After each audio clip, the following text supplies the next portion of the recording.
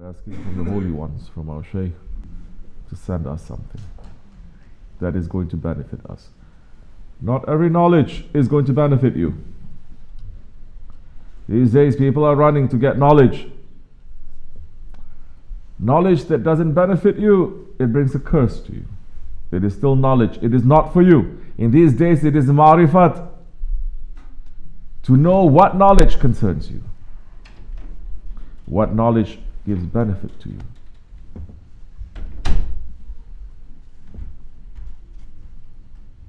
Why should it be? Someone is asking. Knowledge is knowledge, isn't it? Well, isn't food food? Why you don't eat everywhere, everything, all the time? Why are you going to pick only the right, the best, the halal, 100%, 1000% halal food? Not only that, you're going to find something that is organic. Not enough halal anymore. Why is that? You have halal, you have organic, but you have high blood pressure. Certain things become forbidden to you, doesn't it? It becomes forbidden to you. Sugar becomes forbidden to you. If you take that sugar, it is still food. It will poison you.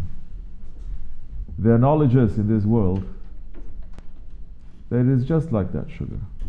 Because when people are not understanding their own sickness, and they take the knowledge that is not meant for them, instead of curing them, it makes them to become more sick. Tarikatana sohba fil hayri min jamiyat. Our tariqat, it is based on association. Our tariqat, it is based on association. These are the holy words of the peer of our tariqat, Shaykh Naksibendi, when he said,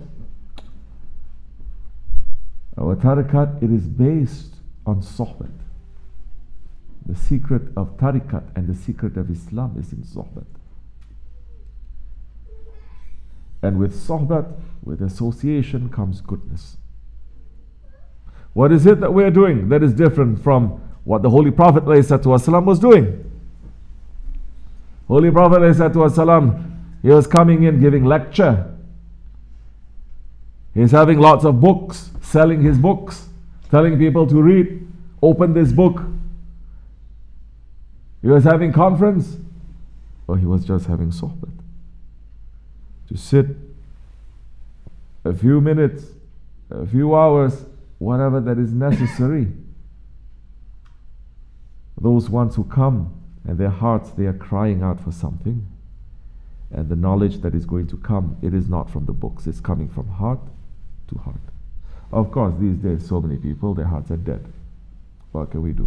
40 prophets come, it's not going to awaken their heart. Sahib Zaman, just like the uncles of the Prophet ﷺ, they knew him, they loved him. Don't think Abu Jahl and Abu Lahab, they didn't love the Prophet ﷺ. They loved him until he became a prophet. And he's saying, La ilaha illallah, don't worship your ego. Say La to the ilah that you're worshipping, illallah. When he said that, they say, who are you? That is the time that they put the seal in front of their hearts. And Prophet ﷺ coming hundreds of times to them. Can we imagine? Habibullah, Abdulkerim, coming to them, their heart is not moving. And they can say, looking at the Prophet ﷺ, that most perfect moon, that most beautiful one that Allah has ever created, that Hazrat Aisha is saying,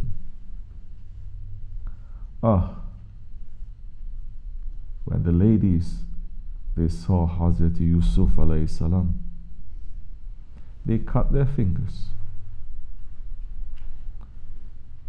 If they were to see you, Ya Rasulullah, they would cut out their hearts. But Muslims' hearts not shaking when they hear these words anymore, because they are concerned about themselves. Or new religion, nationalism. Or capitalism.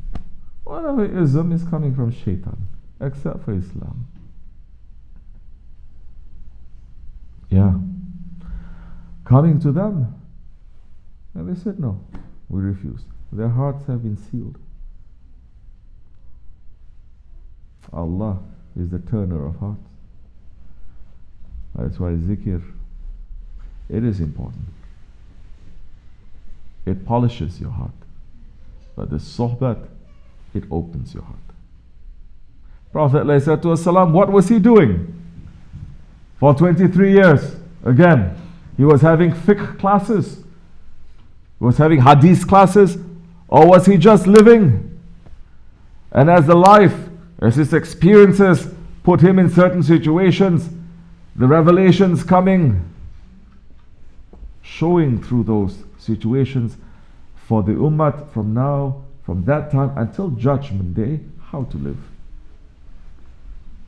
The sohbat turned those ones who were worshipping idols and worshipping stones, those ones who were burying their babies, their little girls in the hot desert. It made those animals to become sahabi through sohbat.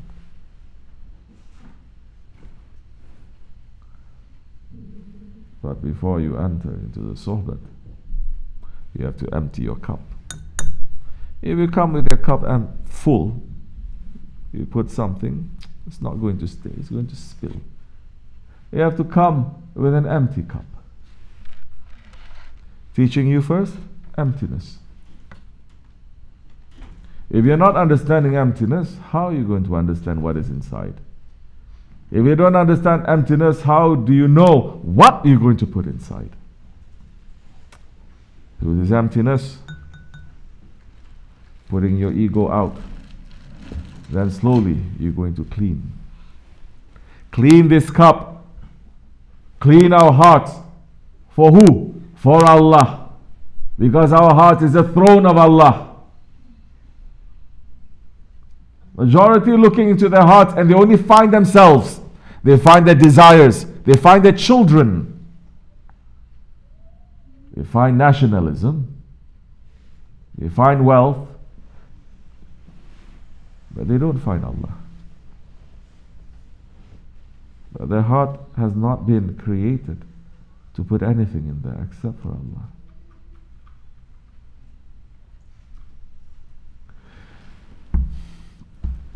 We're going to enter into the months of Shahrullah, Rajab soon. The month of Allah. And there is one very holy night in that month.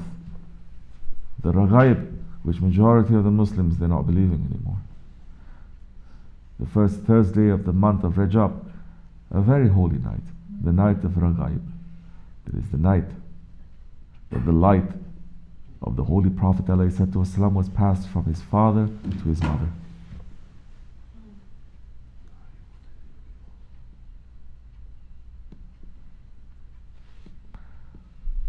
The Muslim nations, they get more excited about Valentine's Day. They get more excited. What's after Valentine's Day? President's Day. Because you have what sale? Cars or mattress. Which one is it? Right? The holidays tied in to the system. You cannot let too many months pass, but you must have a holiday that is going to make people to go out and to spend money that they don't have. To go out and to forget where they're coming from and where they're going to forget about death. Holy Prophet ﷺ is saying, if the man remembers death 40 times a day, if he dies on that day, he dies the death of a martyr.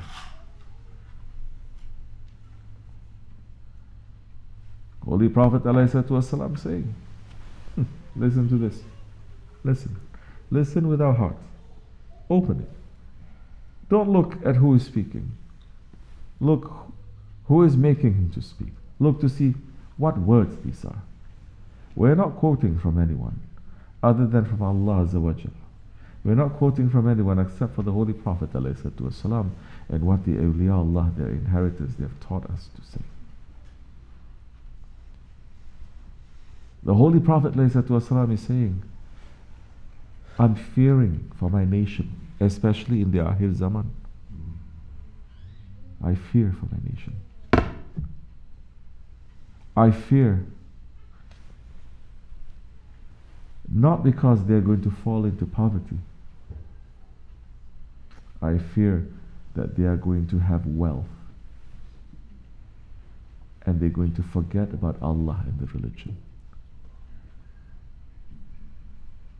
If you think Allah and the religion is just to go up and down, to brag and to say Islam is the fastest growing religion, to say how many millions are circling around the Kaaba like donkeys, if you think that is all that Islam is, then definitely we followed step by step, like the Prophet ﷺ is saying, going into the hole just like the Jews and the Christians. There is no spirit anymore. It has become a set of rituals and practices that we're doing. Because where the Muslim is, there is Aman. Because our Prophet is Sayyidina Amin. Where the Muslim is Aman. He guards his tongue. He protects the honor of those around him. Others find protection and safety from him. His neighbor's rights, understanding your neighbor.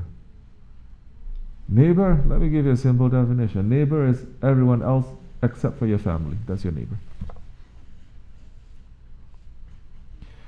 Hazrat Jibreel was sending so many revelations and coming from Allah subhanahu wa ta'ala, speaking about the rights of the neighbors, that the Prophet ﷺ is saying, I thought the rights of my family is going to be superseded by the rights of my neighbors. And what is a neighbor in Islam?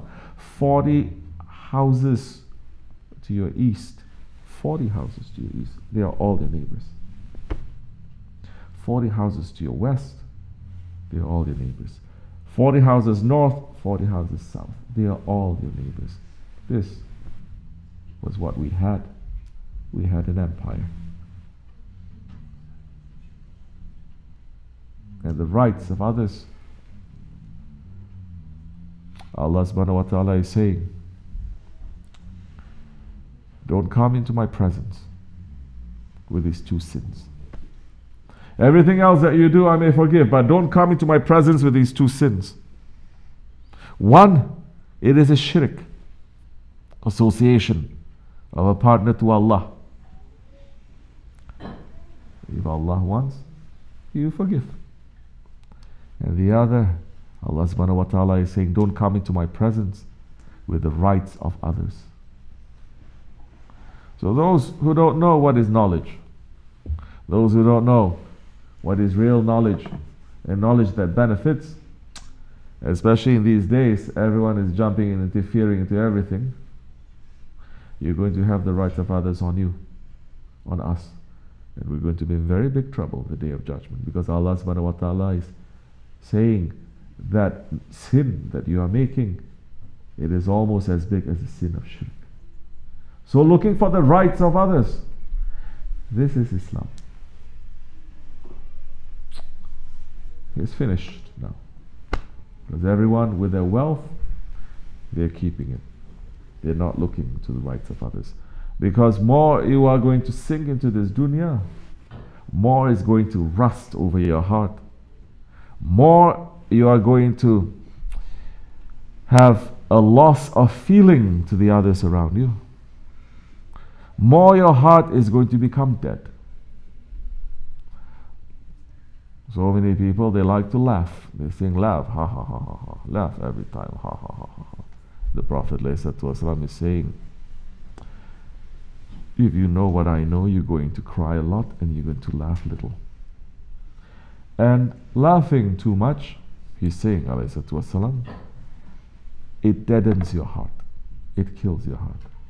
Because a person who laughs at everything, even when he sees something cruel, he's going to laugh. He's going to see something funny in that. He will stop caring. We are here. We are here to understand this and to put this into our lives.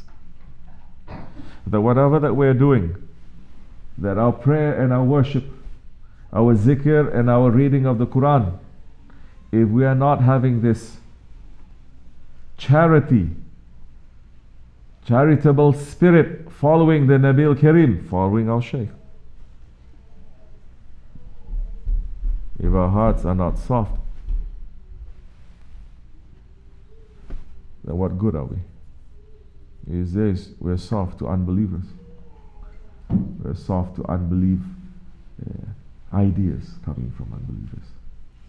But when it comes to Islam, very hard. People coming together to make zikr, they hate it.